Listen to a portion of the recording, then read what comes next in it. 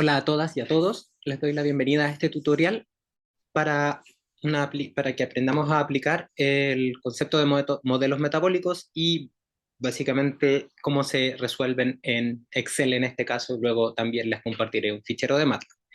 Entonces, esta primera parte del tutorial consiste en un repaso de los elementos más relevantes y la segunda parte veremos entonces una aplicación a un ejemplo que les he mandado previamente, que es un ejemplo de un paper. ¿Ya? Entonces, bueno, vamos a partir primero con la imagen que aparece en la pantalla, ya donde ustedes pueden ver una representación esquemática de lo que sería una célula, por ejemplo, de un determinado microorganismo que es el encargado de generar una transformación, ¿ya? Y esta transformación va a llevar a transformar, a consumir unos sustratos determinados y de esta forma generar unos productos P y básicamente también puede también producir no solamente esos productos, sino que también macromoléculas, por ejemplo, constituyentes de la biomasa. En este caso serían esos X macro que aparecen ahí, que serían componentes, ya que podrían estar siendo excretados hasta hacia el medio. Y dentro de la célula también podríamos tener entonces unos componentes que estarían eso internamente, que serían unos metabolitos intracelulares o XMET. Entonces, este diagrama que ustedes ven en pantalla representaría este proceso de transformación, entendiendo entonces que este círculo es una célula a la cual procesa materias primas o sustratos y produce productos y componentes que son macromoléculas que se salen hacia el medio, pero que para hacer este procedimiento existen procesos intermedios, ya donde aparecen estos metabolitos intracelulares, ¿ya? Entonces, lo primero que vamos a hacer para luego llegar a la aplicación es, bueno, repasar estos conceptos y básicamente tendríamos que los sustratos que podríamos estar consumiendo se van a definir con esa letra S y voy a tener tantos sustratos como, bueno, como sean los necesarios para describir el proceso. En este caso voy a decir que son N sustratos, ¿ya? Los cuales van a generar entonces estos productos P, los cuales pueden ser M productos, ¿ya? Y también podrían entonces producir estas macromoléculas, ya estas macromoléculas X macro que van a ser desde 1 hasta Q, ya van a ser estos otros componentes que van a ser constitutivos de la biomasa, estas macromoléculas, y también van a tener, por supuesto, como les comentaba, internamente dentro de la célula va a haber identificado un conjunto de metabolitos intracelulares, XMET, que en este caso van a ser K, y de hecho son los más relevantes para el proceso final de obtención de estos flujos metabólicos. Ya. Entonces, para que se produzca todo esto de que pasamos entonces desde sustratos, pasando por estos intermediarios metabólicos intracelulares, estos metabolitos intracelulares, ¿ya? Los cuales por supuesto pueden interactuar con otros sustratos también y producir de esta forma entonces los productos y estas componentes macromoleculares, ¿ya? Se requieren múltiples reacciones las cuales pueden ir en paralelo, en serie. ¿Ya? Entonces, este proceso por el cual se produce esta transformación de sustratos a productos y componentes de la biomasa, estos componentes el X macro, perdón, este X macro que está ahí, van a ser producidos en estas J ecuaciones. Esa es básicamente la idea. Ahora, si pensamos que estas, perdón, J reacciones, más que J ecuaciones, luego se van a transformar en ecuaciones, ¿ya? Entonces, si pensamos que aquí hay un conjunto de reacciones que ocurren en serie paralelo, entonces si queremos describir el proceso de transformar de sustrato o producto y constitutivos macromoleculares de la biomasa, entonces tendremos que pensar en que tenemos que hacer balances, balances por componente y básicamente podemos hacerlo ya que tenemos, por ejemplo, la información de estas J reacciones. Entonces, básicamente cuando tenemos reacciones, tendríamos que, para describir esta reacción, tendríamos que conocer los coeficientes estequiométricos que están asociados a cada uno de los elementos que hay dentro de estas reacciones. Entonces vamos a decir que tenemos coeficientes estequiométricos para el sustrato, para la reacción J, y van a ser dichos de esta forma, definidos del alfa sub JI, siendo J la reacción e I el sustrato en particular.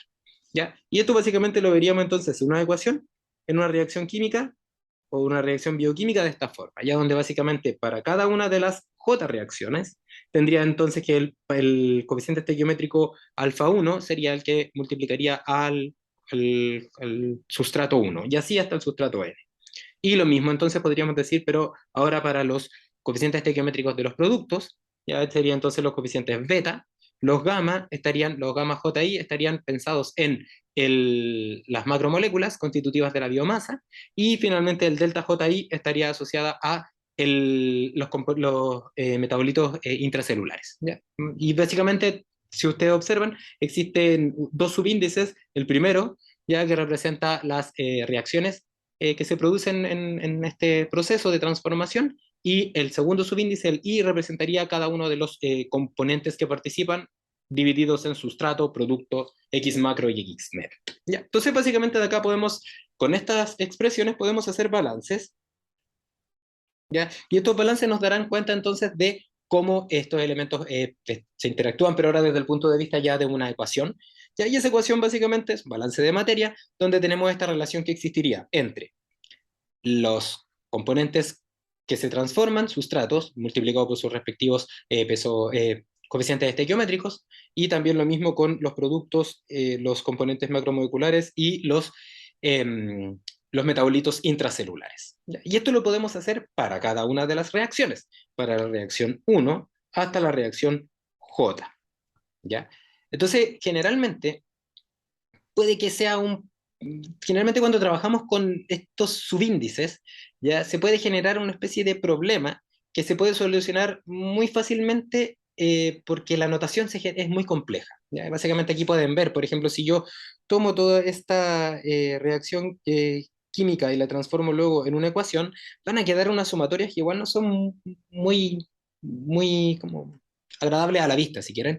¿Ya? Y porque aparte que estas sumatorias van a aparecer por cada uno de los J, ¿ya? Porque yo, como puedo plantear estos balances para cada una de las J reacciones químicas, entonces tendría que sumar para cada reacción química J la sumatoria de los coeficientes estequiométricos de los sustratos, de los productos, de los compuestos macromoleculares constitutivos de la biomasa, y para los metabolitos intracelulares. ¿Ya? Y si observan acá, básicamente estaríamos sumando, manteniendo fija la reacción y sumando los coeficientes estequiométricos para cada uno de los compuestos. ¿Ya? Entonces tendríamos para la reacción 1, para la reacción 2, hasta la reacción J, hacer lo mismo. O sea, replicar esta misma ecuación, pero ahora con la sumatoria de los alfa, primero con 1i, SI, más todo el resto de los términos. Luego la sumatoria de alfa 2, porque sería la segunda reacción química, multiplicado por los SI y más todos los términos, hasta la sumatoria de alfa de la reacción J, de la última, por SI, más todos esos términos.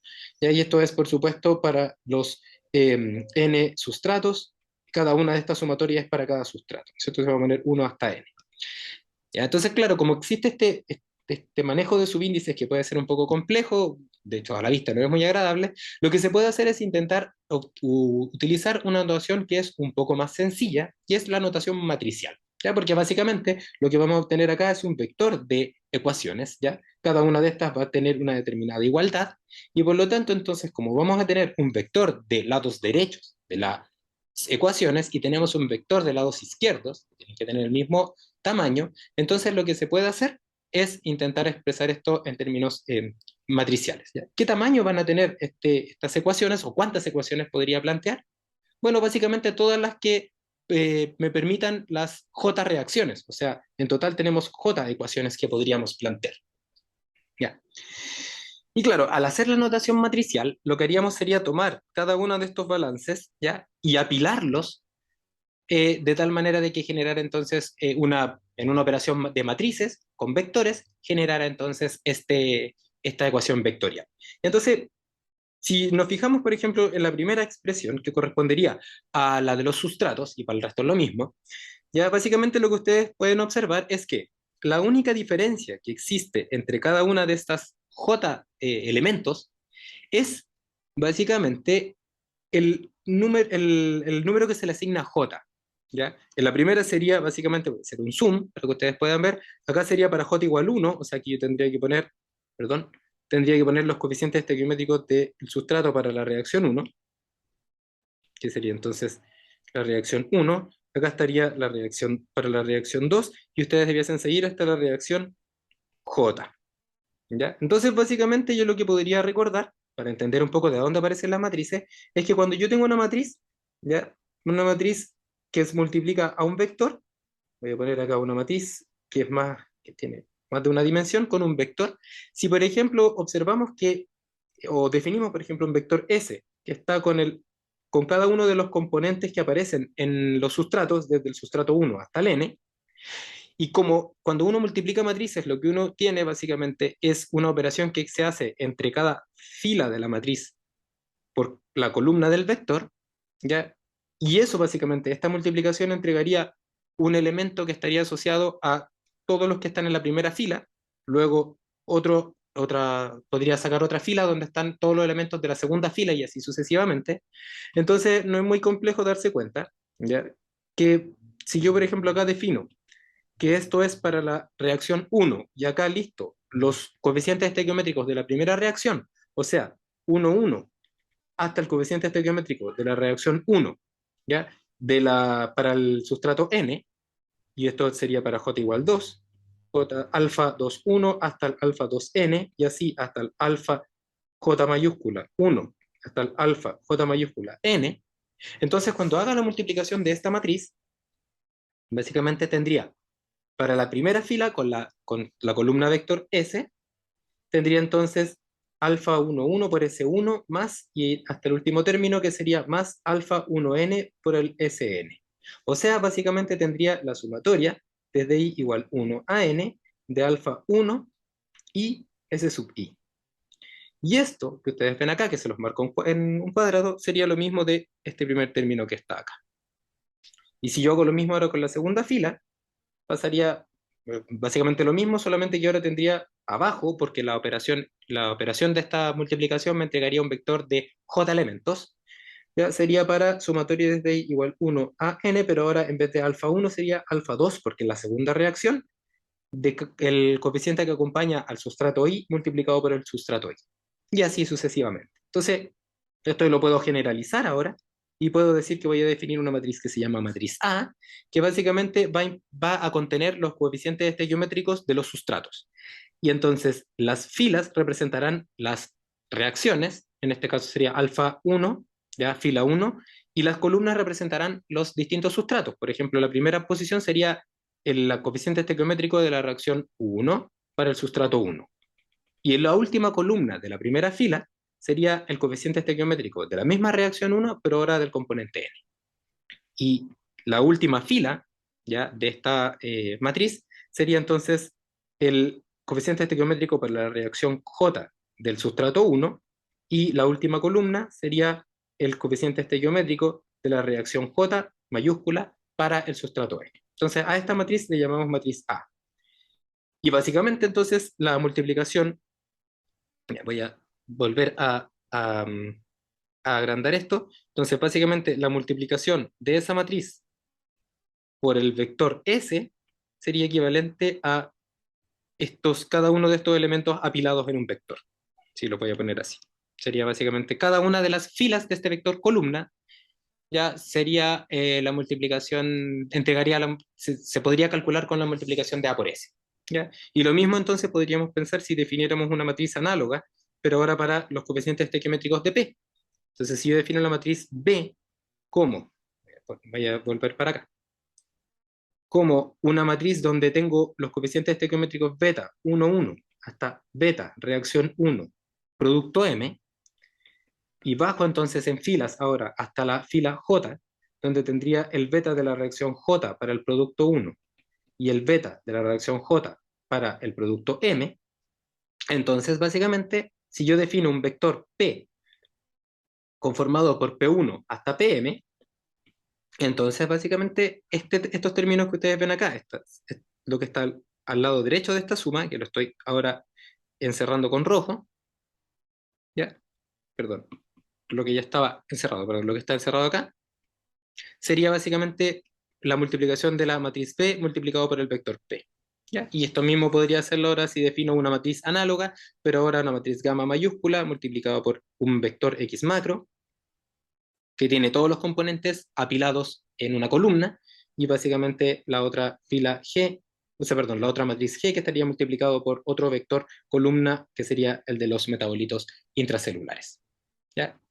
Entonces, básicamente, estas J ecuaciones las podría entonces transformar en solamente esta ecuación matricial, donde básicamente tenemos que tener en cuenta que tenemos 4 matrices porque tenemos 4 distintos tipos de compuestos: sustrato, producto, componentes macromoléculas constitutivas de la biomasa y metabolitos intracelulares, las cuales están multiplicados por estas matrices, y cada una de estas matrices, en cada fila, estamos considerando una de las J reacciones, y en cada columna estamos considerando uno de los distintos tipos, uno de los distintos compuestos dentro de los distintos tipos de compuestos: sustrato, producto, X macro y X met.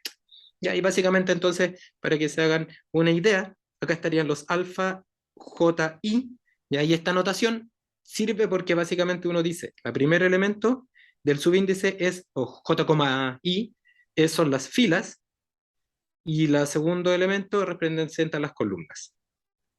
Entonces, básicamente las filas irían desde J igual 1 hasta J mayúscula, que son todas las reacciones, y las columnas irían desde I igual 1 hasta N.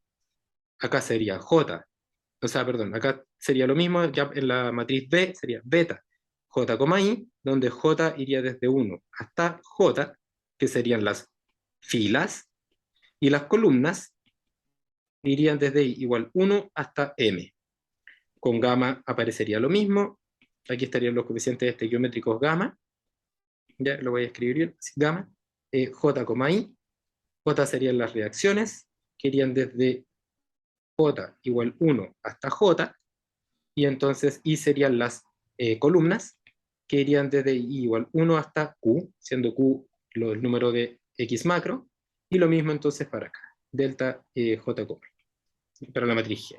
Donde entonces cada una de estas matrices estaría multiplicada por un vector columna, que tendría, para el caso de S, dimensión de n columnas, para el caso de P, dimensión de m columnas, para el caso del X macro de Q, filas, n filas, m filas, q filas y k filas, y una sola columna. Son vectores largos, ¿sí? Que son como son así, son vectores así, son vectores altos, perdón, así. Entonces, esta expresión que está acá, ya matricial, lo que permite es multiplicar estas matrices, que no tienen por qué ser cuadradas, por estos vectores que son vectores largos. ¿Ya? Más, aquí estaría otra matriz por este otro vector, más esta otra matriz por este otro vector columna, más la matriz G por este otro vector columna. Ya que representarían entonces todos los compuestos, pero apilados de manera más ordenada. ¿Ya? Esto tiene que ver entonces con el modelo matricial que define los balances de materia. Y ahora vamos a ir un poco más allá y vamos a identificar su uso. Y luego cómo se resuelven. Ese es el orden. Entonces, el uso lo vamos a asociar a dos elementos. Primero, uno podría querer conocer la tasa de reacción. Y la tasa de reacción representaría la velocidad específica de cada una de las reacciones que hay. Y eso, para esta notación, para este tutorial y para las PPTs que tienen ustedes del curso, le llamamos nu. Entonces, nu es un escalar que representa la tasa de la velocidad específica de una reacción J. Por lo tanto, voy a tener J mayúsculas, velocidades específicas. ¿Ya? Y básicamente representan las reacciones que existen en todo este proceso de transformación de sustrato a producto, y X macro. Y entre medio, por supuesto, las reacciones intermedias que transforman a X met. Y también podemos definir algo que se llama velocidad de consumo, que es cómo podemos aplicar estas velocidades específicas a cada uno de los distintos componentes. Entonces, la velocidad específica son para cada reacción, y la velocidad de consumo permite entonces obtener la tasa de cambio de cada uno de los componentes, producto de las reacciones. Entonces tendríamos para los sustratos, productos, X macro y metabolitos intracelulares. Estaría entonces dentro de estas tasas de cambio. Y representan básicamente cuánto se está consumiendo o cuánto se está produciendo. ¿Ya? Y son tasas, bueno, serían para cada uno de los compuestos, por lo tanto serían tasas netas. Por ejemplo, si el sustrato I igual 1 participa en 10 reacciones, entonces va a ser la suma de las que consumen, o sea, la suma de las que se producen menos la resta de lo que se consume, por ejemplo. ¿Ya?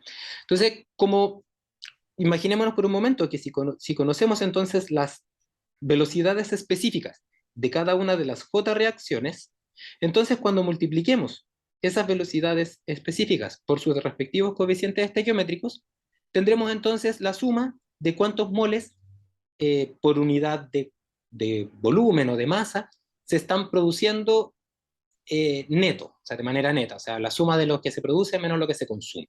¿Ya? Y para eso entonces tenemos que tomar la velocidad específica y multiplicar por sus respectivos coeficientes estequiométricos de cada reacción, ya por esta relación que uno conoce de la tasa específica.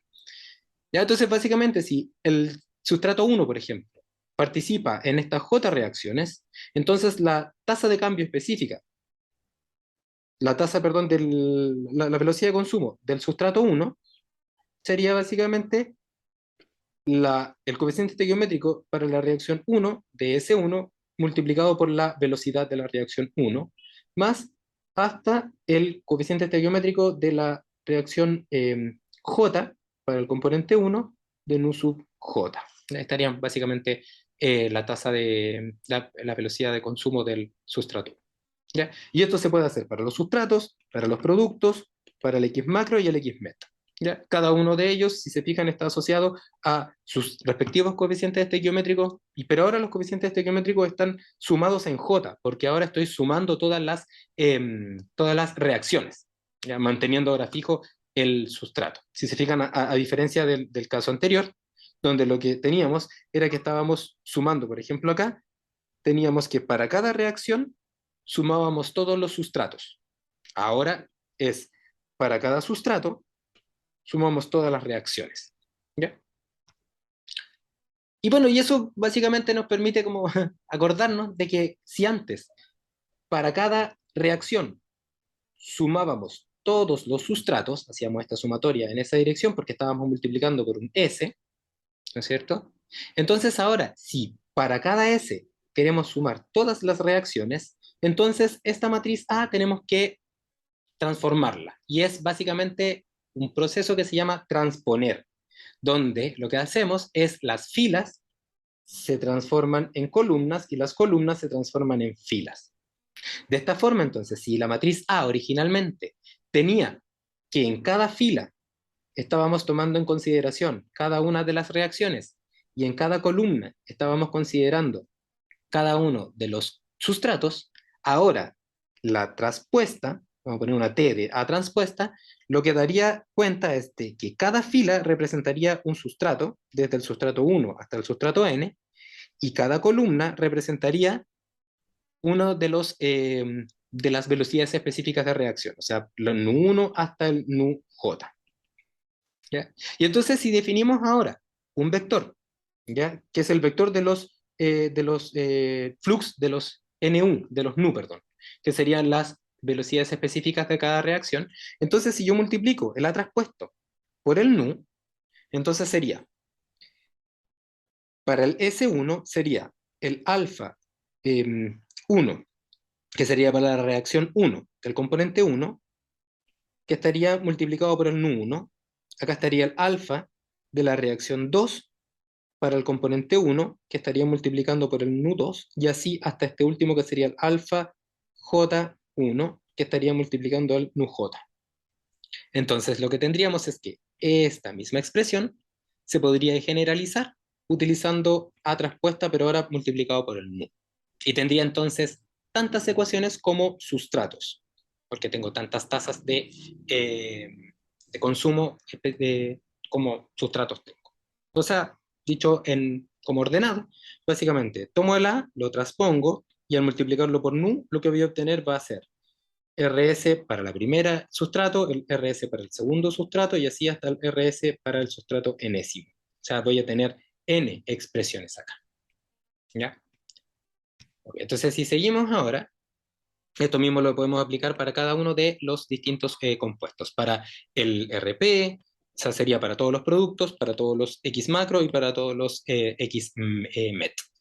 ¿Ya? Y básicamente entonces esta expresión es la que me va a permitir entonces obtener estos flux, las velocidades específicas de cada reacción, porque si porque si usamos la Si conocemos los flux, entonces vamos a ser capaces de conocer cada uno de las velocidades específicas. Entonces, esa es nuestra misión ahora. De ahí eso es lo que vamos a hacer en adelante. Ya, o sea, básicamente tomamos esta expresión, que sería la expresión que quedaría si quiero conocer todas las tasas de cambio de cada uno de los componentes, ya que me sirven entonces para tomar decisiones, ya, porque sé cuánto estoy consumiendo, cuánto estoy produciendo, ya. Y para eso básicamente lo que tendría que hacer es estimar estos valores de nu. Si soy capaz de estimar estos valores de nu, entonces determino el sistema. ¿Ya? Entonces, nuestro trabajo es preguntarse, bueno, ¿cómo podemos conocer estos flux de tal manera entonces de conocer las tasas de cambio de cada uno de los compuestos, ya que los compuestos son los que básicamente nos permiten entonces saber cuánto producimos, cuánto tenemos que consumir, cómo está cambiando la biomasa, etcétera. ¿Ya? Y ese es el trabajo que se hace a continuación, porque ahora vamos a buscar métodos para encontrar ese valor de nu. Para encontrar el valor de nu, tenemos que intentar despejar este vector. ¿Ya? Y para despejar este vector, tenemos que partir de una ecuación que nos permita hacer este procedimiento. ¿Ya? Entonces, si nos enfocamos ahora dentro de la célula, ¿ya? Dentro de la célula, entonces básicamente lo que tendríamos serían estos compuestos que serían los metabolitos intracelulares. ¿Ya? Lo cual, si yo hiciera un balance, ¿ya? Un balance de materia, ¿ya? Tendríamos el término de acumulación, el término de generación, y este término que está acá que representa la dilución, la tasa de dilución, ya de los metabolitos en función de la biomasa. Ahí estaría entonces cada uno de los elementos del balance. Tendríamos acá la acumulación, tendríamos la generación, que es producto de la tasa de cambio de cada uno de los metabolitos intracelulares, y aquí estaría entonces la tasa de dilución, ¿ya? Asociada a la biomasa. ¿Ya? Y aquí estaría entonces la célula que estamos enfocando en los metabolitos intracelulares. Entonces, si hacemos algunos supuestos, ¿ya? Que son básicamente que el sistema se puede considerar en estado pseudoestacionario, donde básicamente esto implica que la acumulación se hace cero, y si la tasa de dilución eh, hace que este término sea cero, ya que son elementos que se consideran como supuestos adecuados para poder entonces usar los modelos metabólicos, usando el MFA, que es el método del Material Flux Analysis, entonces tendríamos que el RMET sería igual a cero, ¿ya?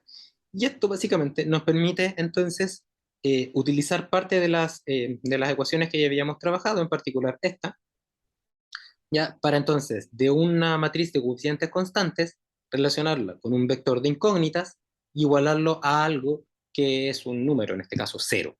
O sea, básicamente, al decir esto, entonces nos permite entonces hacer este RMET igual a cero, implica que la matriz G, cuando la transpongo y la multiplico por el nu, tengo entonces esta ecuación, ¿ya? Entonces, la matriz G transpuesta, ahora, aquí aparece, la matriz G sin transponer era básicamente cada fila representaba una reacción y cada columna representaba un metabolito.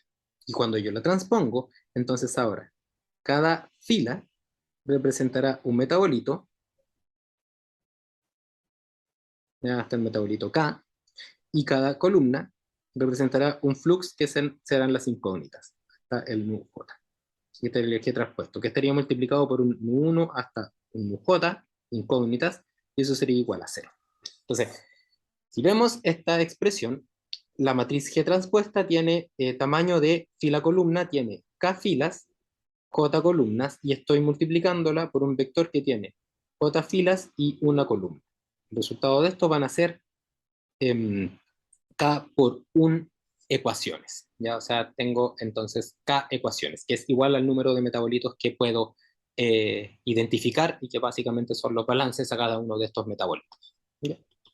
Entonces, este sistema tendrá, bueno, distintos grados de libertad dependiendo de si se puede entonces resolver, dependiendo si tenemos más o menos ecuaciones que incógnitas.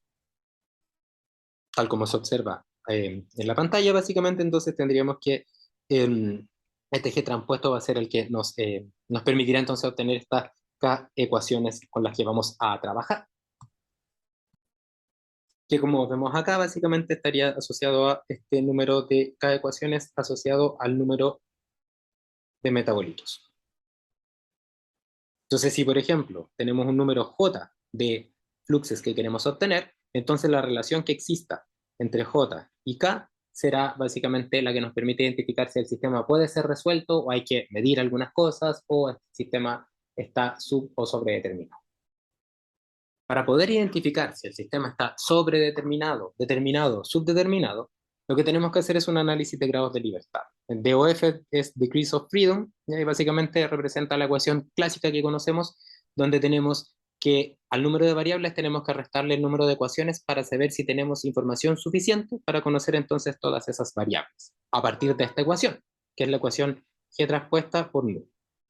Entonces, básicamente acá que habíamos dicho que el número de variables representa todos los fluxos de las J reacciones, por lo tanto tengo J incógnitas, y el número de ecuaciones representa el balance aplicado a cada uno de los metabolitos. Si tengo K metabolitos, entonces tengo K ecuaciones. Entonces el análisis de grados de libertad sería variables menos ecuaciones, y básicamente a esto ustedes le llaman F, de acuerdo a la nomenclatura de las PPT, y básicamente tendremos tres posibilidades. Si el F es cero, entonces el sistema está determinado. ¿Ya? Si el F es mayor que cero, quiere decir que hay más variables que ecuaciones. O sea, el sistema está subdeterminado. Nos faltan ecuaciones para resolver el sistema mediante métodos de simulación. Y si la resta entre el número de variables y el número de ecuaciones es menor que cero, entonces nuestro sistema está sobredeterminado. O sea, tenemos información redundante. ¿Ya? Y de manera genérica vamos a poder decir que esta resta, que se llama F, va a ser el mínimo número de fluxes que yo debiese conocer para, a partir de la expresión de balances, obtener el resto de los nus para poder caracterizar mi modelo metabólico completamente. ¿Ya? Entonces, si F es cero, no hay que medir nada. Si el F es un número mayor, ¿de qué cero habría que medir ese número de fluxes de tal manera entonces de poder eh, resolver el problema? ¿Ya? Y básicamente eso implicaría quizás, bueno, básicamente hacer algún supuesto también, porque esto no necesariamente es medición, es información extra que tengo que agregar. ¿Ya? Y claro, vamos a tener entonces distintas posibilidades, pero en cualquier caso, básicamente yo me voy a poner en la eventualidad de que nuestro sistema generalmente va a estar subdeterminado. Eso quiere decir que voy a tener K ecuaciones, voy a tener J incógnitas, variables, y este número va a ser básicamente J menos K, va a darme un número mayor que cero. ¿Ya? Este va a ser F. ¿Ya? Entonces, este número F representará el número de variables que tengo que medir o información adicional que tengo que entregar. Entonces, vamos a pensar que la información adicional va a venir dada por un número de tasas de reacción medidas. ¿Ya? Entonces vamos a definir que si teníamos un vector de incógnitas, que era las J-flux, un número de ellos van a conocerse. ¿Ya? Y el resto, un subconjunto de nus conocidos, medidos, y un subconjunto de nus que no van a estar medidos y por lo tanto tienen que ser calculados. Entonces, cada uno de estos subconjuntos les voy a llamar de una forma distinta. El nu m serán las tasas medidas y el nu sub c las tasas que vamos a calcular.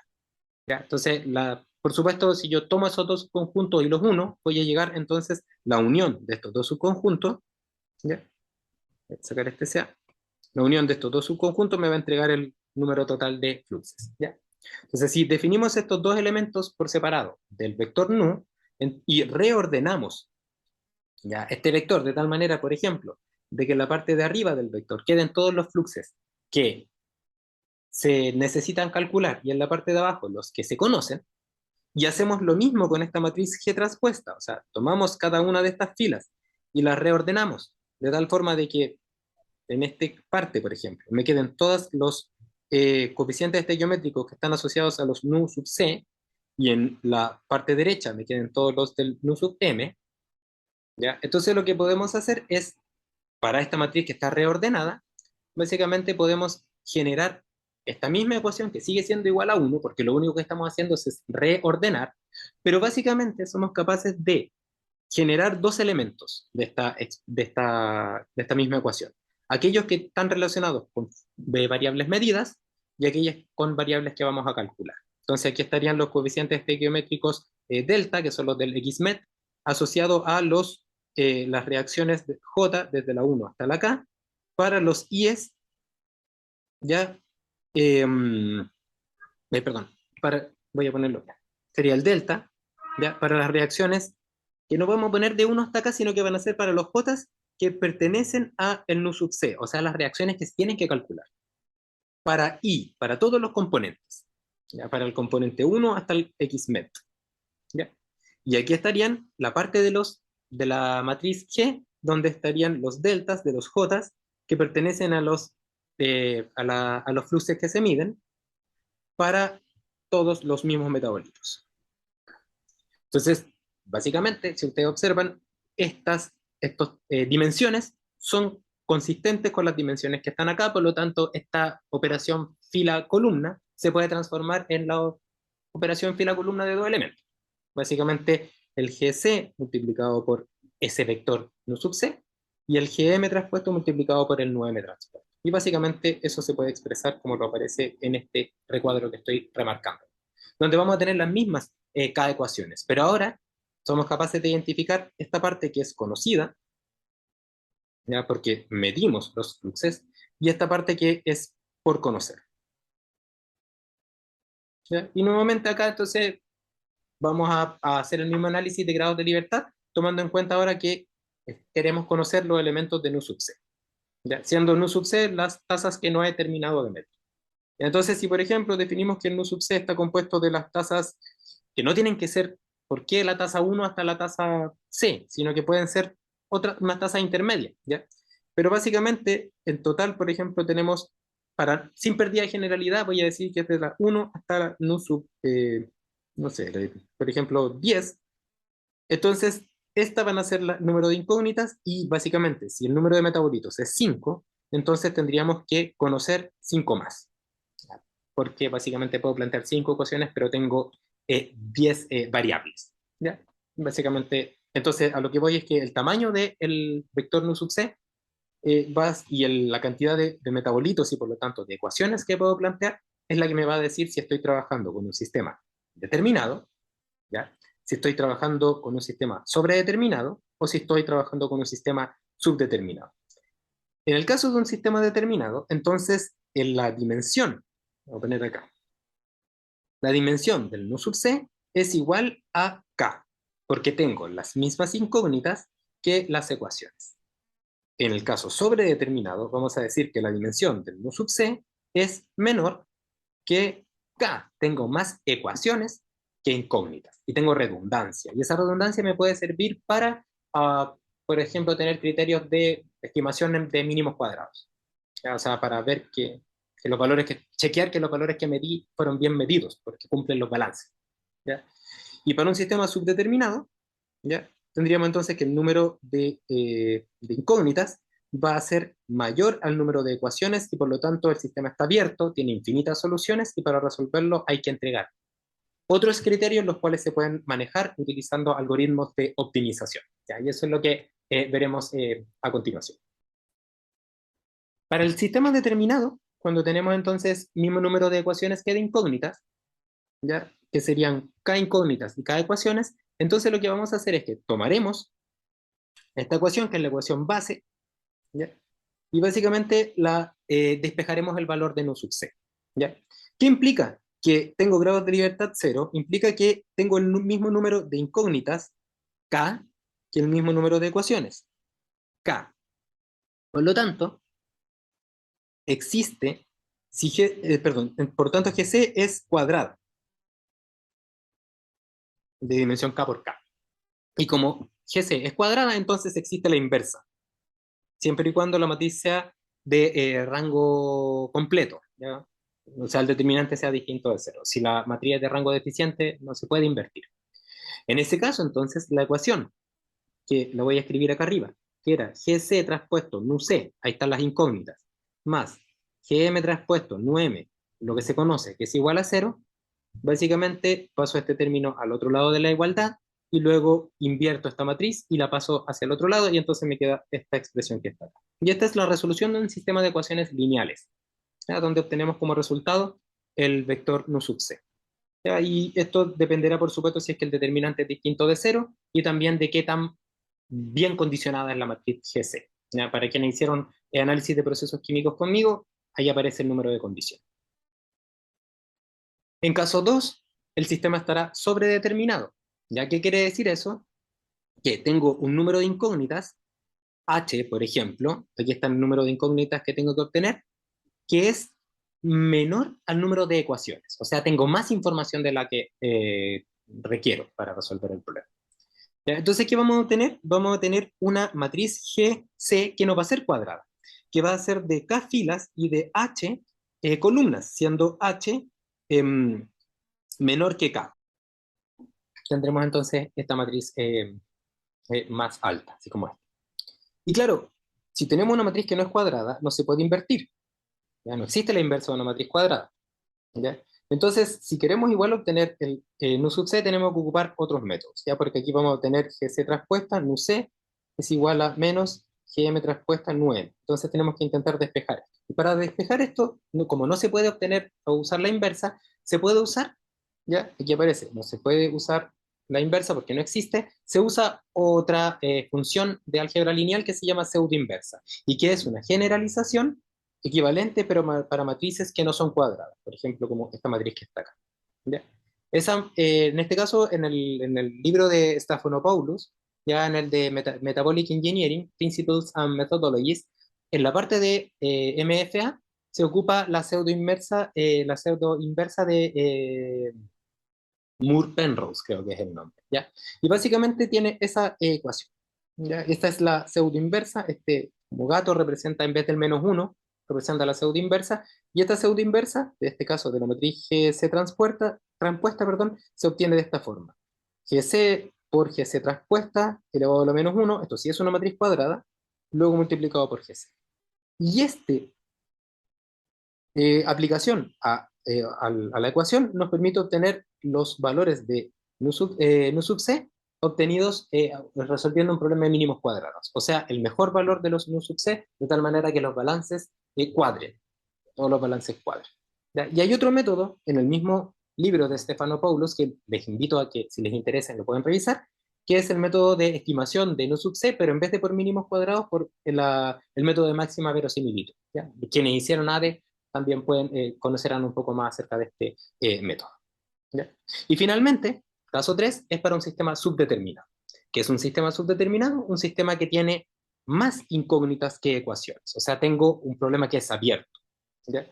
O sea, ahora, en vez de tener una matriz cuadrada o una matriz más alta, tenemos una matriz que es así, que tengo H incógnitas, muchas, y tengo K ecuaciones, menos. ¿Ya? Y como esta matriz es no cuadrada y tiene más incógnitas que ecuaciones, tiene infinitas soluciones. Y como tiene infinitas soluciones, lo que hay que hacer es aplicar otros criterios. ¿Qué otros criterios se usan? Criterios de optimización. ¿Ya? Entonces, para resolver este problema en un sistema subdeterminado, se resuelve un problema de optimización, ya que tiene las características que acá les muestro. ¿Ya? Entonces, ¿qué hay que tener en consideración para comprender este problema de optimización? Primero, vamos a definir un nuevo vector que le voy a llamar m, que es un vector que contiene el valor de las medidas de cada uno de los fluxes pertenecientes al nu sub m, a los fluxes medidos. O sea, para el flux m1 tengo el valor medido m1. Para el flux nu mn, o sea, el último de estos del subconjunto de los fluxes medidos, tengo la medida m sub m. ¿Ya? Y también, si puedo, si dispongo, podría entonces tratar de estimar el error de medición de cada uno de estos fluxos. Entendido, por ejemplo, acá con la letra sigma, como el primer elemento sería el error de medición de M1 y el último elemento sería el error de medición del ME. Ya. Entonces, básicamente, el problema de optimización utiliza esta información de tal manera de resolver un problema de optimización que tiene varias partes. Tiene una función objetivo, tiene un modelo y tiene unas restricciones que me permiten disminuir el espacio de búsqueda de la solución, ¿ya? De tal manera de que no sea infinito. que tengo un sistema que está subdeterminado. Entonces, analizando cada uno de los términos que aparecen acá y de esta forma relacionarlo entonces con esta vector m, vamos a identificar que tenemos una función objetivo, ya que básicamente ya entrega un criterio adicional para la estimación de las incógnitas, ¿ya? Nu sub c. Y en esta función objetivo, ¿ya? Y en este problema de optimización, vamos a asumir que tanto los valores de nu sub c como los valores de nu sub m los voy a estimar, ¿ya? Aun cuando sean medidos. Por eso entonces definí el vector m de medidas. ¿Ya? Recuerden que el vector m es el que contiene las medidas del nu m1 hasta el nu mm. Entonces lo que voy a hacer es que, como definí ese vector, esta información no la voy a ocupar para el vector, sino que voy a estimar yo cada uno de los valores que hay dentro del nu sub m, al igual que el nu sub c. ¿Ya? ¿Y cuáles son los criterios que voy a usar? Primero, bueno, lo primero que tengo que tener, como les decía, que tiene todo que tiene que ser incógnita y que voy a definir una función objetivo que tenga un sentido biológico. Y el sentido biológico puede ser maximizar la producción de biomasa, minimizar el consumo energético, etcétera, dependiendo del estado en el cual esté el microorganismo. Cuando yo resuelva este problema de optimización, los fluxes que estime tienen que cumplir los balances. Si no, no puede, no tiene sentido lo que vamos a calcular. Pero para aquellos fluxes que están asociados a una medida m, les voy a decir que cuando se estimen, ¿ya? Como dice acá, el valor que se calcule no se mueva del intervalo del error de estos vectores. ¿Qué quiere decir eso? Que el valor que estime va a ser similar a su medida más menos el error de medición, de tal manera de que encuentre los valores nu sub m que sean muy parecidos a la medida, pero considerando que estas medidas tienen errores. ¿Ya? Y finalmente también podría agregar otras relaciones adicionales, por ejemplo, que existe un ratio entre uno de los fluxes que uno lo ha observado de manera constante en un determinado microorganismo y por lo tanto entonces puedo agregarlo como info adicional. Entonces todos estos elementos van a ser los que se van a utilizar en el problema de optimización y es lo que vamos a ver en el ejemplo que viene a continuación. Dicho todo lo anterior, entonces, en el siguiente vídeo del tutorial vamos a aplicar estas últimas PPTs, donde ya básicamente tenemos toda la información definida para la resolución de un problema para la producción de bioplásticos a partir de cultivos mixtos. Entonces nos vemos en el siguiente vídeo.